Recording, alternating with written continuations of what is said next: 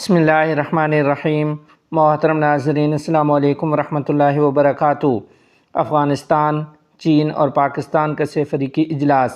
تفصیلات کے مطابق افغانستان کے قائم مقام وزیر داخلہ خلیفہ سراج الدین حقانی نے چین کے خصوصی ایلچی جناب ژو شیانگ اور پاکستان کے خصوصی ایلچی جناب محمد صادق کے ساتھ کابل میں ملاقات کی ہے۔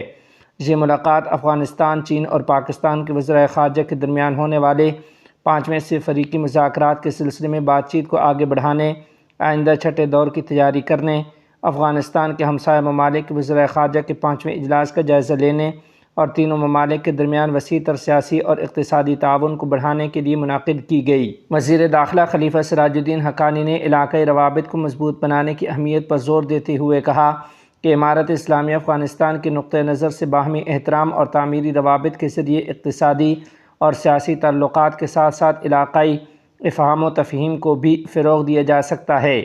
چین اور پاکستان کے خصوصی ایلچیوں نے باہمی روابط کی بنیاد پر افغانستان کے ساتھ اچھے ہمسائیگی کے تعلقات کو مضبوط بنانے اور تعاون کو فروغ دینے کے عزم کا اعادہ کیا۔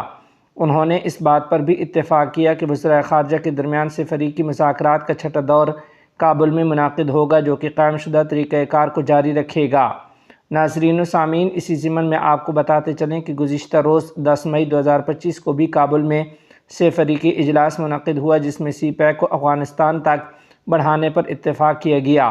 اس اقدام کا مقصد علاقائی روابط کو بڑھانا اور افغانستان کو اقتصادی راہداری میں شامل کرنا ہے۔ افغانستان کے ذریعے وسطی ایشیا تک تجارت کے نئے راستے کھلیں گے، جس سے خطے میں اقتصادی ترقی کو فروغ ملے گا۔ کچھ رپورٹس میں سیکورٹی کی صورتحال پر تشویش کا اظہار کیا گیا ہے اور اس منصوبے کی کامیابی کے لیے خطے میں امن و استحکام ضروری ہے۔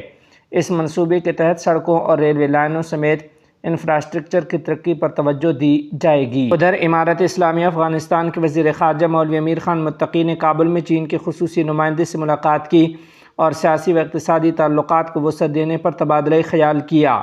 چینی فریق نے افغانستان کے ساتھ تعاون بڑھانے کا وعدہ کیا اور وزیر خارجہ افغانستان کو مئی کے آخر میں چین کے دورے کی دعوت دی ہے، جسے افغانستان کے فریق نے قبول کر لیا ہے۔